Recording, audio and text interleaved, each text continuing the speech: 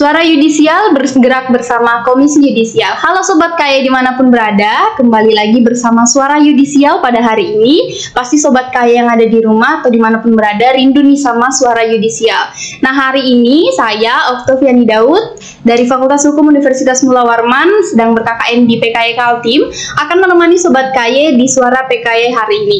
Nah Sobat Kaya dimanapun berada, hari ini kita akan kedatangan narasumber yang luar biasa dan tentunya kita akan membahas tema yang juga luar biasa yang akan kita sama-sama saksikan nih. Nah, tema kita hari ini adalah ketika keadilan tumpul, akademisi ungkap peran Komisi Yudisial. Nah, dari temanya aja nih, teman-teman KY pasti sudah bisa menebak apa sih yang akan kita bahas hari ini dan siapa sih narasumbernya?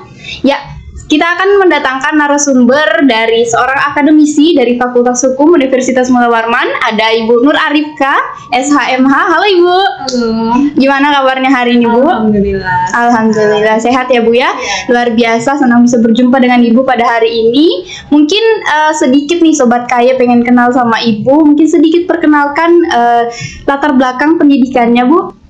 Ya, kalau latar belakang pendidikan saya itu S1 dari Fakultas Hukum Universitas Mula Warman, kemudian untuk S2 sendiri saya alumni dari Universitas Diponegoro Semarang, dan konsentrasi saya sebenarnya itu di bidang hukum pidana, seperti itu. Oke, wah luar biasa. Terima kasih ya Ibu ya, dan terima kasih juga sudah menyempatkan diri untuk hadir di podcast kita hari ini. Ibu udah siap-siap untuk saya tanya-tanya nih? Boleh. Wah, luar biasa. Sudah siap ya tentunya. Dan untuk tema kita hari ini kan tentang peran Komisi Yudisial. Bagaimana sih pandangan akademisi tentang peran Komisi Yudisial dalam menegakkan keadilan.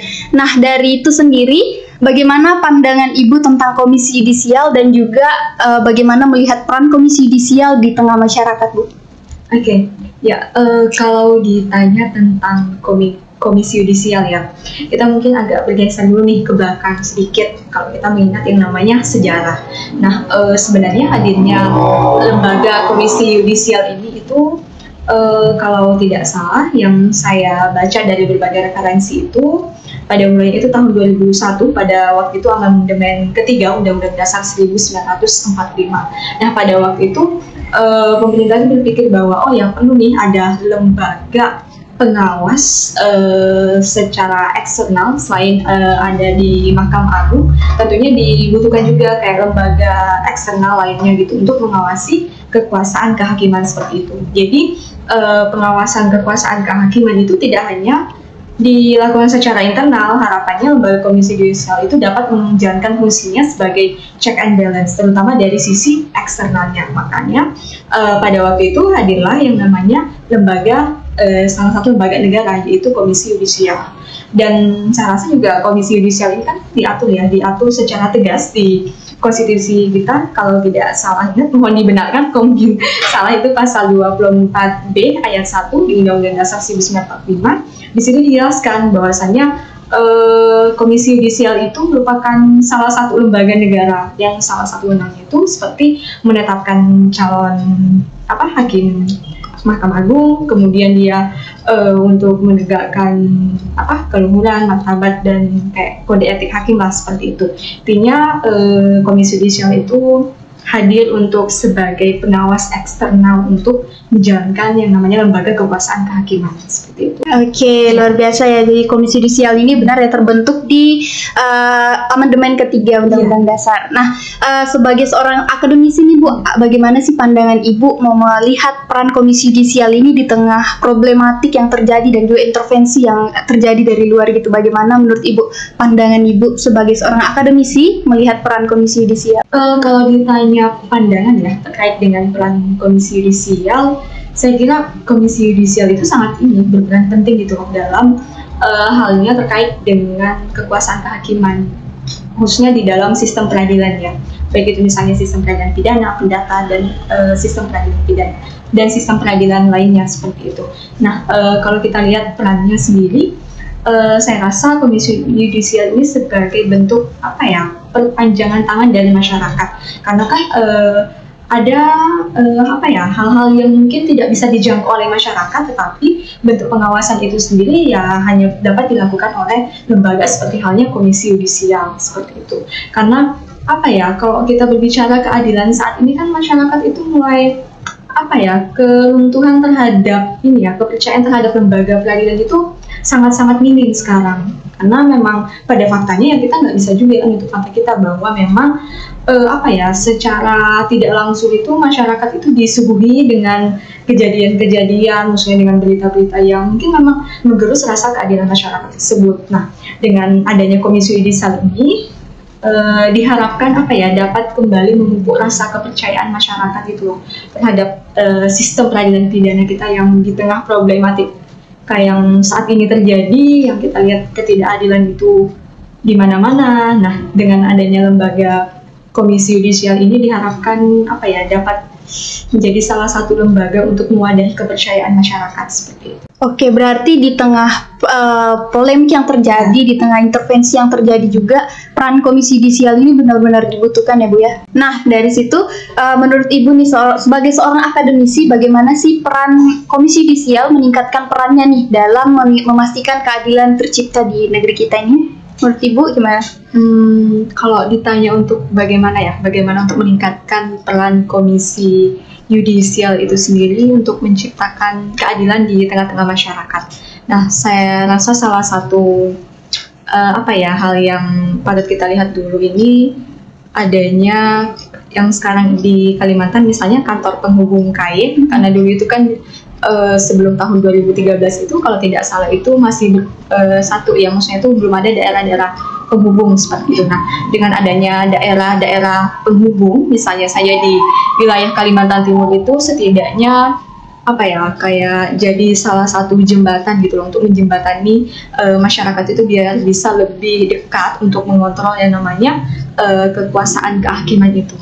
Nah, kemudian kalau kita berbicara lagi ke depannya untuk perannya KAI sendiri gitu untuk meningkatkan keadilan di tengah-tengah masyarakat, saya rasakan ada yang namanya dengan advokasi. Nah, advokasi sendiri itu ada yang preventif, ada yang represif. Nah, mungkin sebelum ke yang represif yang harus ditingkatkan itu menurut saya yang lebih ke advokasi preventifnya.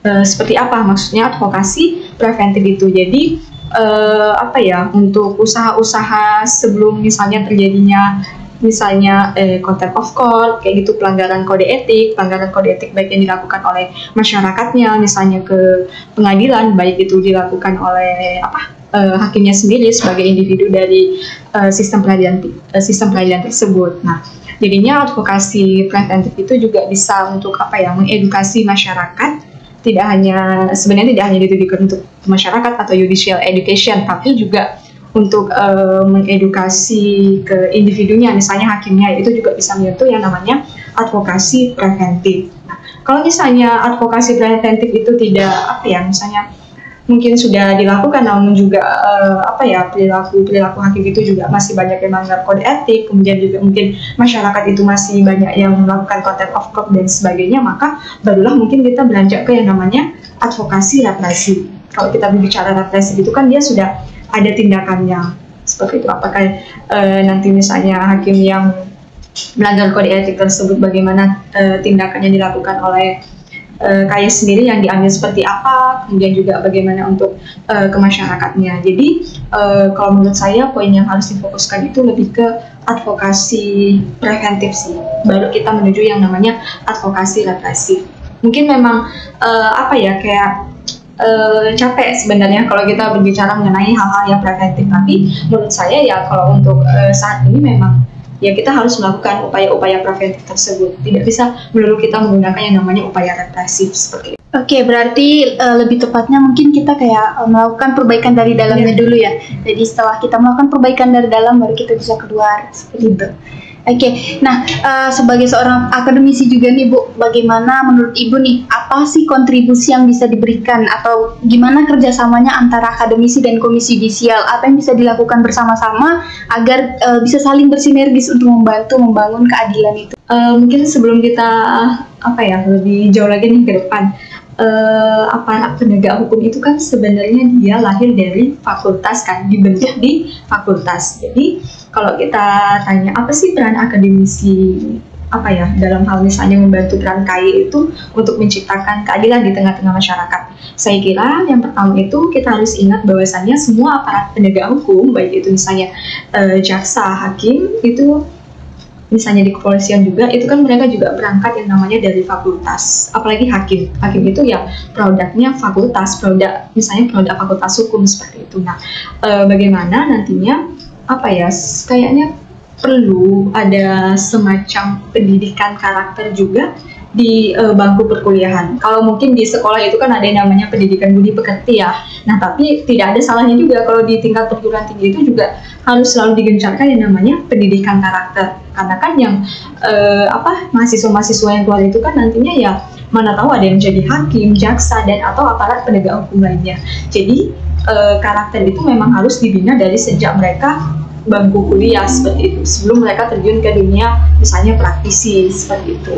Nah, kemudian apalagi misalnya sumbangsinya seorang akademisi itu, saya kira seorang akademisi itu bisa menyuarakan semacam kayak advokasi untuk sosialisasi ke masyarakat itu, seperti halnya melalui tulisannya untuk semacam bukan memprovokasi dalam arti yang negatif ya, maksudnya itu lebih ke memberikan pemahaman kepada masyarakat seperti itu terkait dengan pelanggaran misalnya kode etik, terkait dengan komisi yudisial itu sendiri gitu. Nah, kemudian selain itu juga sumbangsinya bisa dari penelitian yang dilakukan, baik itu misalnya penelitiannya misalnya terfokus ke lembaga komisi yudisialnya, dan juga bisa juga kita teliti dari misalnya budaya hukum masyarakat itu. Nah, kenapa sih misalnya keadilan itu susah sekali tercipta? Nah, benteng keadilan itu kan bisa saja runtuh karena memang dari integritas penegak hukumnya yang mungkin kurang baik, bisa dipengaruhi karena faktor misalnya material dan faktor-faktor eksternal maupun internal lainnya, bisa juga karena memang budaya hukum masyarakat kita yang belum bisa mempunyai kesadaran hukum yang lebih seperti itu. Jadi diharapkan melalui misalnya penelitian, melalui tulisan-tulisan itu juga dapat sedikitnya memberikan sumbangsi pemikiran-pemikiran untuk untuk kontribusi pengembangan komisi yudisial ke depannya. Kemudian yang terakhir juga saya rasa di beberapa fakultas hukum itu kan ada yang dinamakan dengan klinik etik dan advokasi. Nah, klinik etik dan advokasi ini merupakan salah satu kerjasama antara komisi yudisial dengan fakultas gitu. Nah, di klinik etik advokasi itu juga, karena kebetulan saya juga salah satu mentor dari klinik etik dan advokasi Fakultas Hukum Universitas Mula Warman untuk tahun 2023 ini. Jadi saya rasa melalui kegiatan-kegiatan yang seperti itu mungkin sederhana saja, tapi setidaknya dapat memberikan sumbangsi yang di tengah-tengah masyarakat. Karena di dalam klinik etik dan advokasi itu kegiatannya ada berupa kajian, kemudian nanti juga anak-anak itu dibawa untuk semacam observasi ke lapangan, kemudian mereka membuat tulisan untuk mengkampanyekan apa yang dinamakan dengan contempt of court, apa yang dinamakan dengan perbuatan merendahkan kehormatan dan martabat hakim seperti itu. Dan juga mereka nanti biasanya sih ada kegiatan observasi langsung ke lapangan, ke pengadilan. Jadi menurut saya hal-hal yang seperti itu sih yang harus kita rutinitaskan gitu, misalnya melalui lembaga-lembaga kerjasama antara misalnya fakultas dengan komisi yudisial sendiri, dengan kegiatan-kegiatan ke depannya seperti itu. Oke, berarti kalau kita simpulkan berarti memang peran akademisi ini sangat-sangat dibutuhkan ya, karena sebagai pendidik awal nih dari mahasiswa ataupun penerus-penerus, apalagi kan kita sebut bahwa mahasiswa ini adalah agent of change, agen perubahan. Jadi di sini akademisi mengambil peran yang luar biasa bagaimana membentuk seorang mahasiswa nih yang akan menjadi penerus-penerus dari tonggak keadilan di negeri kita. Nah, kalau itu kan tadi apa yang bisa dilakukan akademisi untuk membantu peran komisi yudisial dalam meningkatkan perannya. Nah, kalau dari Ibu sendiri, menurut Ibu apa sih yang harus dilakukan komisi yudisial supaya bisa juga memberikan kerjasama dengan akademisi-akademisi kayak gitu? Apa yang bisa dilakukan komisi yudisial? untuk menjangkau mahasiswa mungkin atau akademisi mungkin? Seperti yang saya katakan tadi, kalau misalnya apa sih yang bisa dilakukan komisi yudisial misalnya untuk menjangkau masyarakatnya, untuk menjangkau misalnya mahasiswa-mahasiswanya, baik itu akademisi maupun mahasiswanya, ya lewat kegiatan-kegiatan yang saya katakan tadi seperti halnya klinik etik gitu. Nah, di klinik etik kan tidak hanya soal mahasiswa dan akademisi juga, karena mahasiswa itu nanti juga akan bersinggungan dengan masyarakat seperti itu, melakukan sosialisasi, pemahaman-pemahaman content of code-nya, pemahaman terkait dengan seperti misalnya memberikan judicial education-nya itu ke masyarakat. Jadi hal-hal seperti itu, maksudnya kegiatan-kegiatan itu yang harus dirangkul.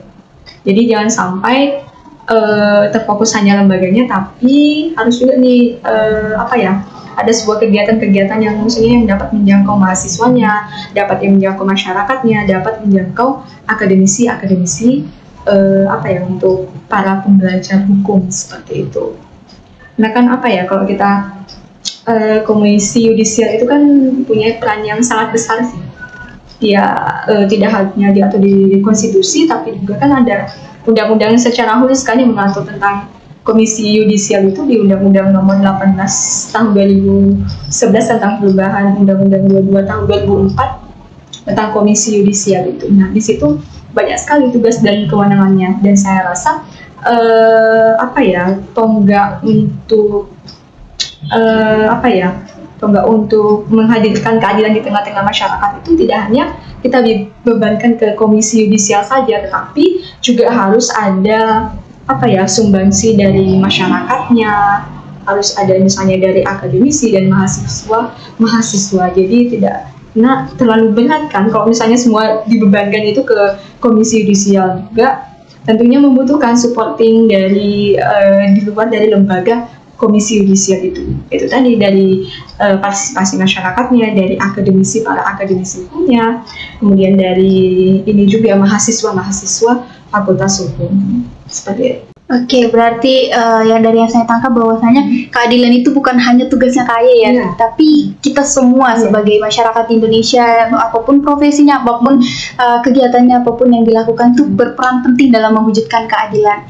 Oke, untuk hari ini mungkin itu saja yang bisa saya tanya-tanyakan ke Ibu, atau mungkin ada yang ingin disampaikan lebih lagi, Bu? Kalau menurut saya sih singkat aja ya. Kalau kita berbicara keadilan itu mungkin agak sensitif karena definisi adil itu kan subjektif, tetapi bagaimana kedepannya itu kita berupaya untuk tidak hanya menegakkan hukum saja, tetapi harus diingat menegakkan hukum tapi juga harus menegakkan keadilan. Tidak hanya selalu bertumpu di rule and logic, kayak tidak hanya selalu bertumpu di aturan dan logika, tetapi yang harus diperhatikan itu lebih ke rule and behavior. Jadi ada aturan, tetapi juga ada tataran sosial yang harus kita lihat di sekeliling kita. Jadi tidak hanya selalu menegakkan hukum, tapi lebih ke keadilan itu loh yang mau ditegakkan, nilai-nilai di balik norma yang ada, value yang ada di balik norma-norma yang ada. Jadi diharapkan melalui KAY ini dapat menjadi perpanjangan tangan lah bagi masyarakat untuk yang namanya menerobos benteng keadilan yang tengah problematik di era sekarang ini, seperti itu. Oke, terima kasih Ibu. Jadi besar harapan juga ya bahwa komisi yudisial dan akademisi dimanapun berada itu bisa bersinergis untuk membantu peran komisi yudisial dalam menegakkan keadilan, karena yang seperti Ibu bilang tadi bahwa keadilan itu bukan hanya tugasnya KAY, tetapi kita semua yang ada di Indonesia ini berperan dalam mewujudkan keadilan. Oke Sobat KAY, sekian untuk pertemuan kita hari ini, dan pastinya Suara Yudisial akan terus menyapa Sobat KAY dimanapun berada. Dan pastikan nih Sobat KAY, jangan lupa untuk like, komen, dan juga subscribe ke akun ini. Dan juga terima kasih kepada Bu Arifka yang sudah menyempatkan waktunya untuk hadir bersama-sama dengan Suara Yudisial hari ini. Terima kasih Bu. Kita akan mengakhiri podcast kita hari ini, dan terima kasih buat Sobat KAY yang sudah menonton. Suara Yudisial bergerak bersama Komisi Yudisial. Dadah Sobat KAY.